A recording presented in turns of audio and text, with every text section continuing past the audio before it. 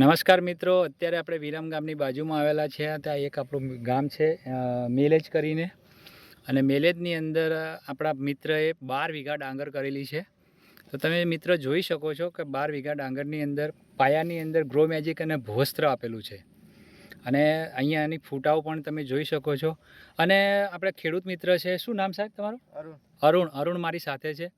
તો અરુણ, તને આ મતલબ કે બીજી પણ ત્યાં ડાંગર કરી છે, અને આ ડાંગરમાં પેલી ડાંગરમાં કેટલો તફાવત લાગે છે? બહુ સારી છે એના કરતા. એટલે આમાં ફૂટ કેવી લાગે તને? ફૂટ સારી છે એમના કરતા, ફૂટ સારી. એના કરતાં ફૂટ સારી છે, લીલું પણ છે. અને તને એવું લાગે કે આ જ્યારે મોટું થશે ત્યારે કેવું થશે? એમ બહુ સારી થશે. બહુ સારી થશે ને?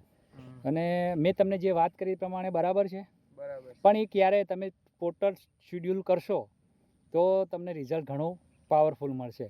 તો આમાં આ ફૂટના હિસાબે આપણે જોઈએ તો દોઢું ઉત્પાદન થાય કે ન થાય? થાય ને દોસ્ત? તો આ એક ડાંગરનો વિડીયો મેં બનાવ્યો છે. અને નેક્સ્ટ આપણે ડાંગરને કેટલા દિવસ થયા રોપે? હા, રોપે તો મહિના જેવું થયું. પણ તમે ડાંગર જોઈ શકો છો ને? તો કેટલી સરસ ડાંગર છે. જય હિન્દ, જય માય લાઈફસ્ટાઈલ.